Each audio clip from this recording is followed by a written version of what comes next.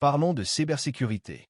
J'ai remarqué qu'il y avait des problèmes concernant Brigitte Macron, l'épouse d'Emmanuel Macron, le président de la France. Un fait intéressant à leur sujet, c'est leur différence d'âge, n'est-ce pas? Depuis combien d'années est-ce le cas? Quelle est la version officielle et quelle est la réalité? Ok, c'est comme ça que ça se passe. Si vous n'avez pas encore regardé la série, il y a une raison pour laquelle tout le monde en parle. C'est complètement dingue. Ce n'est pas comme si c'était insignifiant, et je tiens à être clair. Je ne suis pas tombée dessus par hasard, mais parce que je suis quelqu'un de curieuse, un de ces oiseaux rares.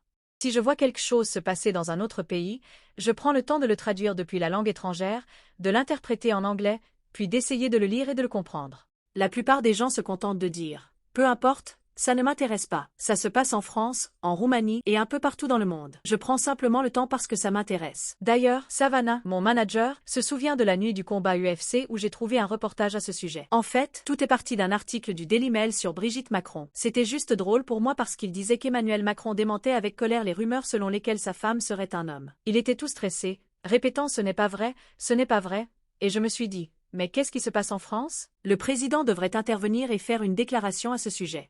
Eh bien, c'est une histoire qui a émergé au fil des ans, une accusation alléguée. Ce qui était étrange dans l'article du Daily Mail. En 10 minutes, pourrais-tu me dire ce qui se passe? Oui, ce qui est étrange avec l'article du Daily Mail, c'est qu'ils n'ont pas clarifié ce que les gens disaient, alors que ça devrait être quelque chose de très facile à démystifier. Si vous disiez, par exemple, que Candace Owens est un homme et qu'elle n'a jamais grandi à Stanford, je dirais, voici ma famille et moi. C'est tellement facile à démystifier, alors pourquoi cela dure-t-il depuis des années? Ce qui a attiré mon attention, c'est que j'ai enquêté, à 1000%, elle est née homme, a vécu en tant qu'homme pendant 30 ans, puis a fait sa transition dans les années 80.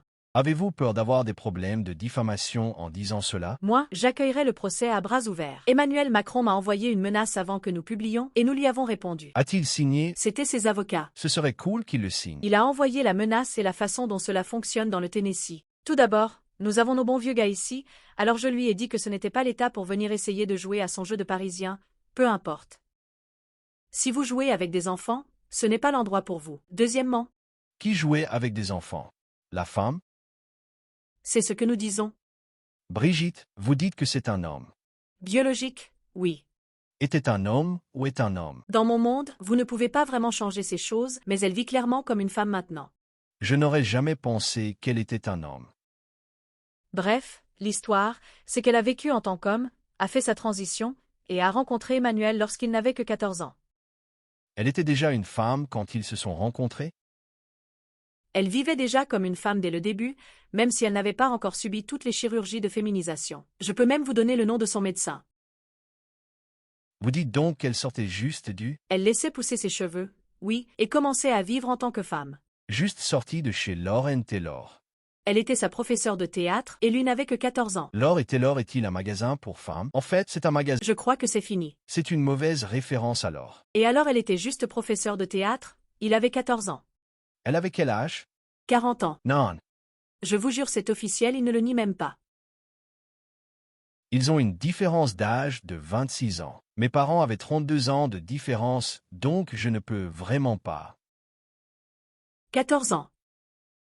Mes parents ne se sont rencontrés que lorsque ma mère avait 30 ans. C'est mon point de vue et c'est assez différent. La différence d'âge compte. À 30 ans, vous êtes un adulte et vous voulez faire ce que vous voulez, peu importe. Si vous êtes une femme de 30 ans qui épouse un homme de 70 ans, ça ne me regarde pas. Vous êtes tous les deux adultes et généralement, il y a des considérations financières ou autres. Mais un garçon de 14 ans, Une dot peut-être? un garçon de 14 ans, c'est étrange. Les médias ont essayé de le vendre. Oui, et moi j'ai simplement étudié l'histoire. J'ai parcouru les faits, il y avait tellement de preuves et une véritable raison derrière tout ça. Ils commençaient à emprisonner des journalistes, ils en arrêtaient même, juste pour que vous le sachiez. Ils arrêtaient des gens. On ne fait pas ça juste parce que quelqu'un ment. Ouvrez une autre fenêtre, cherchez cette info et regardez. En 1993, à 39 ans, Brigitte Macron a rencontré Emmanuel Macron, qui avait alors 15 ans, lycée de la Providence. C'est faux. Il avait 14 ans lorsqu'il a joué dans cette pièce, et on le sait parce que les journalistes ont retracé l'histoire et confirmé qu'il avait bien cet âge à ce moment-là. À cet âge-là, un an représente Quand on lit 7%. l'histoire, tout est raconté d'une manière qui semble romantique. Elle était son professeur et en même temps camarade de classe de sa fille. Brigitte a divorcé d'Osière en 2006 avant d'épouser Macron en 2007. Ils se sont vraiment retrouvés dans une situation particulière. En décembre 2021, Natacha Ray et Amandine Roy ont diffusé en ligne des rumeurs infondées, affirmant que Brigitte n'avait jamais existé et que son frère, Jean-Michel Trogneux, aurait changé de sexe avant d'adopter son identité. Qu'est-ce que cela signifie? Ce qu'ils ont fait, et ce que je montre dans ma série, c'est qu'ils ont commencé à persuader les médias grand public que tout n'était qu'un mensonge.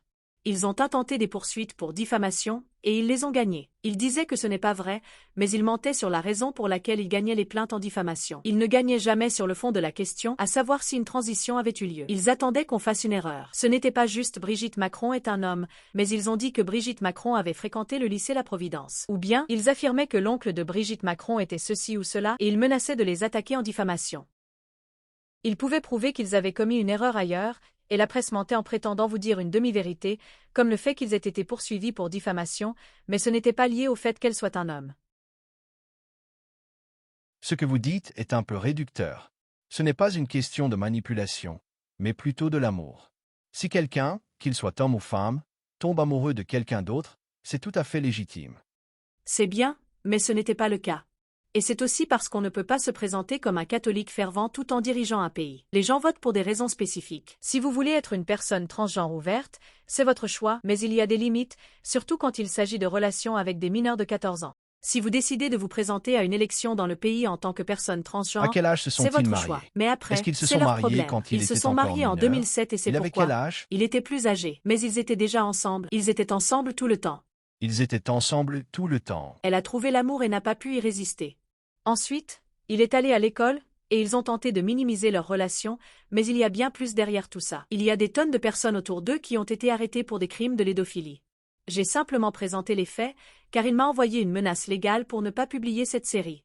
Nous lui avons répondu en disant « Monsieur Macron, nous ne publierons aucun épisode tant que vous ne répondrez pas à cette question. » Nous lui avons posé 21 questions par oui ou par non. La première question était « Brigitte Macron est-elle née mal ?» Ils sont revenus, mais ont refusé de répondre. Ils ont répondu qu'ils ne me devaient aucune explication. C'est absurde. Si vous affirmez que cela vous cause tant de détresse et relève de la diffamation, la loi est claire. Si quelqu'un cherche simplement à obtenir la vérité de votre part, vous ne pouvez pas le poursuivre pour diffamation. C'est ainsi que cela fonctionne en Amérique. Je peux comprendre que certaines personnes trouvent cela problématique, mais si je m'y engage, ça risque de Si vous devenir envoyez une encore lettre plus de 100 compliqué. pages, c'est que vous êtes déjà impliqué. Ils m'ont envoyé une lettre en premier. C'est absurde. Ils parlaient de stress émotionnel, mais nous avons répondu qu'on n'était pas intéressés par les théories du complot. Nous allons clore cette question. Dites-nous, Brigitte Macron a-t-elle vécu en tant qu'homme nommé Jean-Michel Trogneux? Oui ou non? Et ils ont refusé de répondre. Vous ne pouvez pas avoir les deux. Si vous voulez que cela cesse, j'ai la plateforme pour y mettre un terme. Je dirai simplement que nous avons enquêté sur l'affaire et voici les réponses que nous avons obtenues. Ce n'est pas clair? Vous l'auriez fait? Évidemment. Je l'aurais fait, car ça ne sert à rien pour ma plateforme d'être prise en flagrant délit de mensonge. Les gens perdront confiance en moi s'ils découvrent que j'ai menti sciemment, surtout si elle a écrit et dit que je n'ai jamais vécu en tant que cette personne. Cela aurait des conséquences très négatives pour moi. D'accord. Je ne sais pas si je devrais m'engager ou non, ce que je ferai. C'est mystérieux. La série est amusante. C'est français, avec tous ces mots difficiles à prononcer. Moi, je ne peux rien prononcer correctement, mais j'adore ça.